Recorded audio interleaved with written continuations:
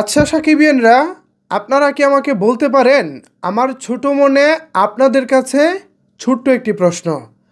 শাকিব খানের দরদ সিনেমায় তানভীর তারেক কেন? যে লোক শাকিব খানের ভক্তদেরকে ডাকে গাল্লিবিয়ান, সেই লোক শাকিব খানের দরদে কেন? তাকে দেখার জন্য কি ভোর 5টা বাজে ঘুম থেকে উঠে সারাদিন গাড়ি দৌড়ানোর পর দুপুর 12টা বাজে গিয়ে ঢাকায় পৌঁছেছিলাম? এই যে দরদ ভালো চলছে না, মোটামুটি খারাপ যাচ্ছে, এ নিয়ে অনেকেরই অনেক রকমের প্রশ্ন। অনেকেই জানতে চাচ্ছেন, ভাই দরদে শাকিব খান কেরিয়ার সেরা অভিনয় করেছেন, দরদ দুর্দান্ত একটি সিনেমা, কিন্তু এত কিছুর পরেও দরদ প্রত্যাশা অনুযায়ী ভালো চলছে না কেন? অনেকগুলো কারণ রয়েছে দরদ কেন ভালো চলছে না। এই বিষয়ে তো ডিরেক্ট আমি অনেক কিছুই বলতে পারি না। এজ এ শাকিব ভক্ত হিসেবে আমার সব কথা হয়তোবা ভালোও দেখাবে না, তো এই কারণে আমি দরদের ভালো মন্দ নিয়ে তেমন কিছুই বলতেছি না। তবে একটি কথা না বললে পারতেছিও না, আর সেই কথাটি হচ্ছে তানভীর তারেক। দেখেন, সিনেমার খুব এবং গুরুত্বপূর্ণ একটি মুহূর্তে হঠাৎ করেই দেখি স্ক্রিনে ভেসে ওঠে এই তানভীর তারেক। যে তানভীর তারেক সবসময় শাকিব খানকে নিয়ে নেগেটিভিটি করে, যে তানভীর তারেক শাকিব খানের ভক্তদেরকে সাকিবিয়ান নামটাকে ব্যঙ্গ করে গাল্লিবিয়ান বলে, সেই তানভীর তারেককে যখন স্ক্রিনে দেখি তখন আমাদের মেজাজটা কতটুকু গরম হতে পারে এটা কি অনন্য মামুন ভাই জানেন?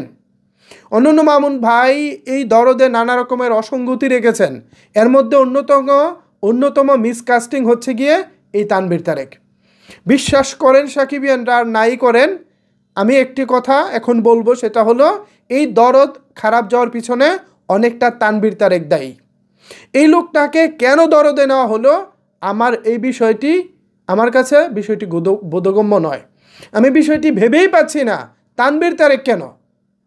সংবাদ পাঠক বা সংবাদ পাঠিকা আমাদের কি বাংলাদেশে অভাব রয়েছে? যারা রিয়েল লাইফে সংবাদ পাঠিকা তাদেরকে দিয়েও তো এই সিনগুলো শ্যুট করা যেত। খুব বেশি প্রয়োজন ছিল কি এই তানভীর তারেকের? যখন আমি একজন ওয়াসিম, শাকিব খানের সাধারণ একজন ভক্ত, ভোর রাতে ভোর 5টা বাজে উঠে গোসল করে না খেয়ে বাসা থেকে বের হয়ে গেছি, সারাদিন কষ্ট করে গাড়ি দৌড়ানোর পর যখন ঢাকা পৌঁছেছি, তখন আমার মাথায় তো ছিল শুধুই শাকিব খান। গুরুত্বপূর্ণ একটি মুহূর্তে যখন দেখি দরদের পর্দায় ভেসে ওঠে তানভীর তারেক, তখনই তো ভাই মেজাজটা গরম হয়ে যায়।